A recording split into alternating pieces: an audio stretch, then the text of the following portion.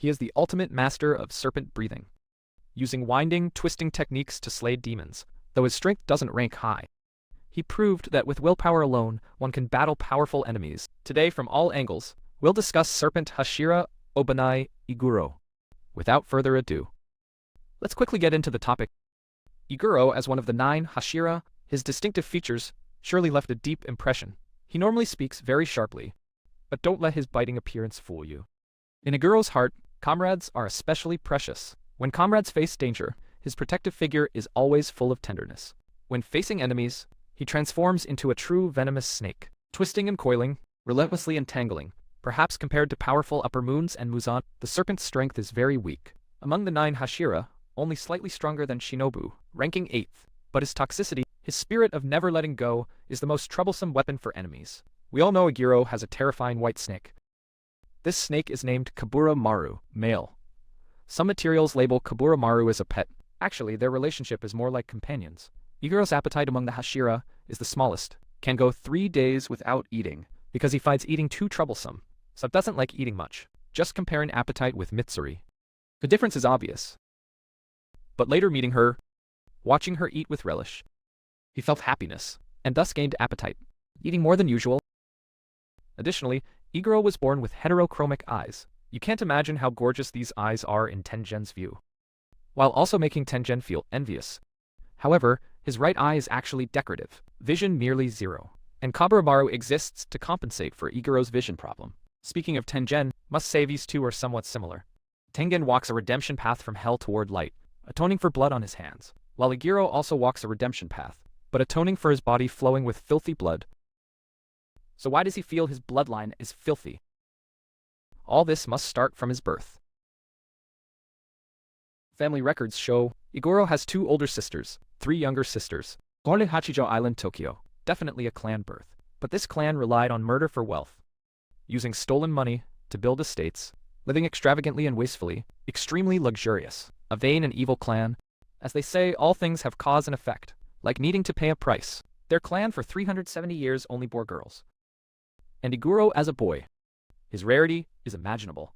From birth, received special care from all relatives, good food and drink, filling his small room daily, happiness index incredibly high, just couldn't leave the room. What's hair-raising?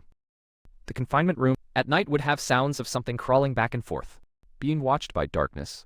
Iguro only felt cold sweats, couldn't sleep. Finally, at age 12, someone brought him out of the dark room. There was a magnificent, jewel-filled room, enshrined like a deity, was a snake-shaped female demon. Iguro immediately understood the gaze in darkness. Was this snake demons? Quite terrifying upon reflection. Too small, too small. Better wait until he grows bigger. Turns out the clan relied on wealth the snake demon stole after killing. In exchange, they offered their born babies as living sacrifices. To this demon who loved eating babies, Iguro's rare eyes were greatly loved. Rare species naturally can't be eaten immediately, must be raised, then consumed, to ensure value. The demon sliced Iguro's mouth corners, claiming to match her own mouth shape, drank a bowl of his fresh blood, then returned Iguro to the dark room. He clearly knew once he grew bigger, he'd become a meal. Survival instinct drove him to desperately find ways to escape. That fear of being discovered made Iguro anxious and heartbroken. The only creature he could rely on was a small white snake that wandered in. Hard work pays off.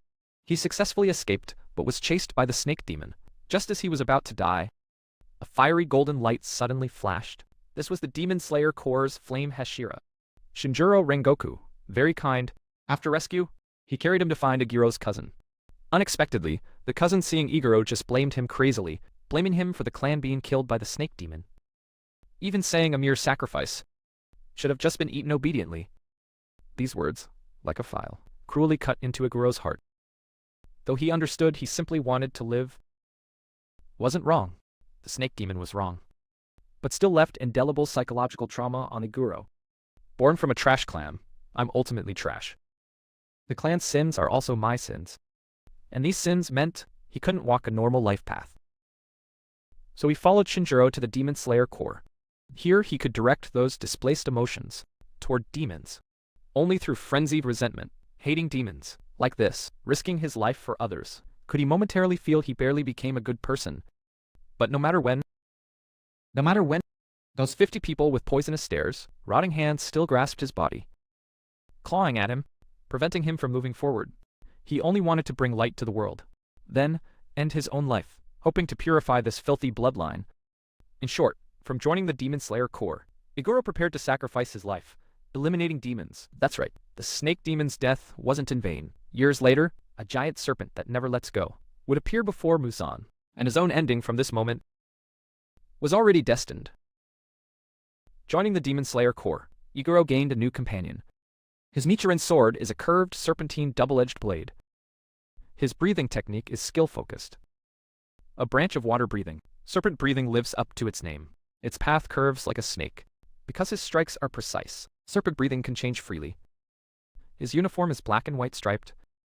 Also during his Demon Slayer Corps days, Iguro always had others check on his surviving cousin. Later investigating her situation, learning she lived comfortably on inheritance then married. Happy and content made Iguro incredulous, feeling quite shocked, greatly affected.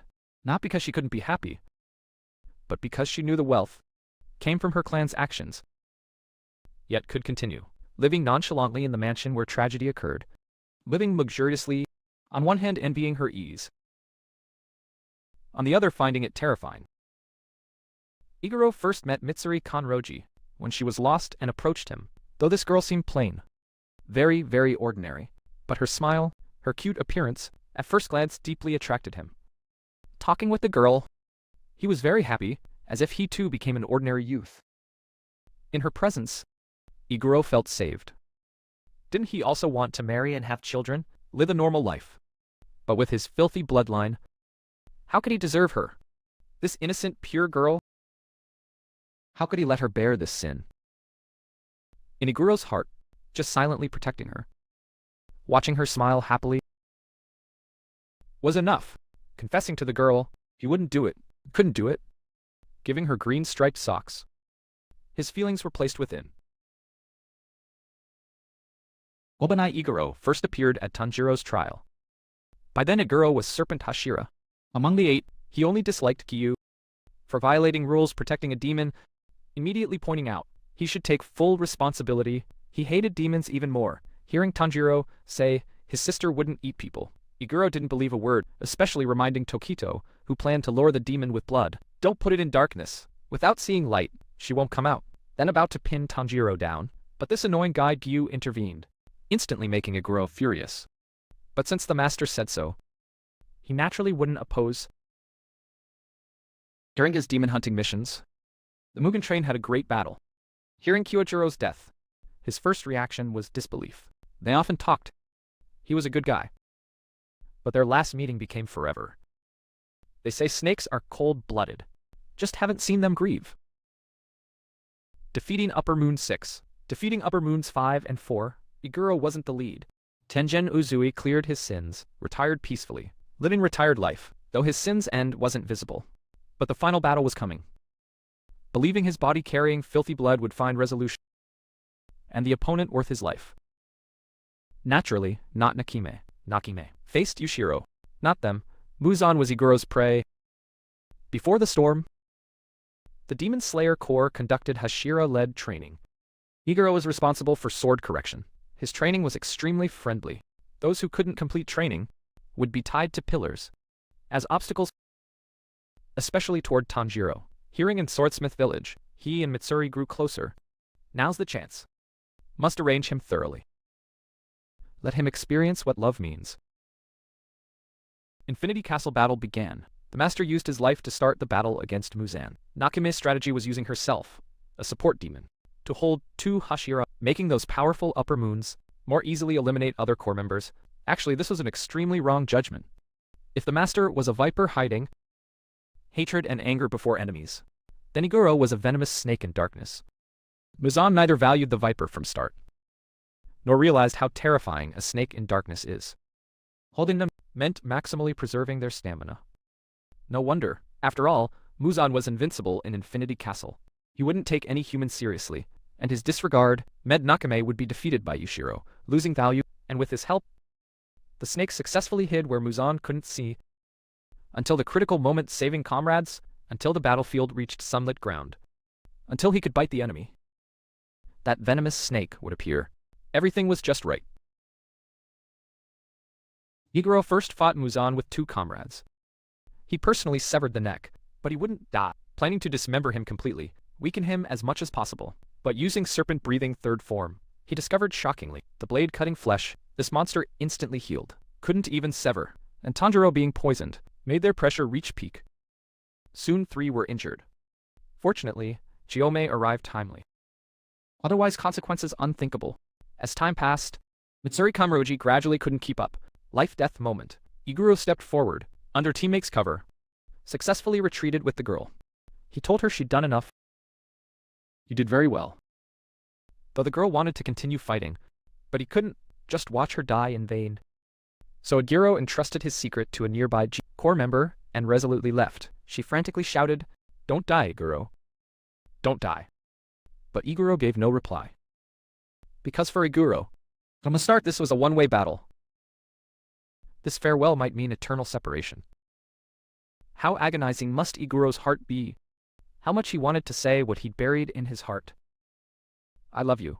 After settling his only attachment, Iguro's battle just began.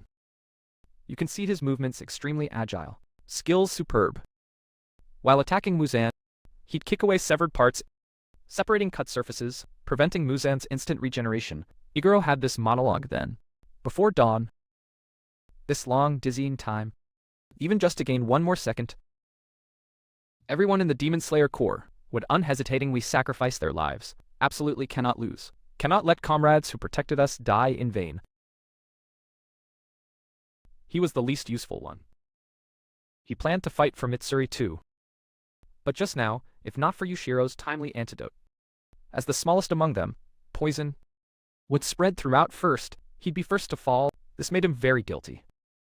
So he started thinking how to effectively damage Muzan.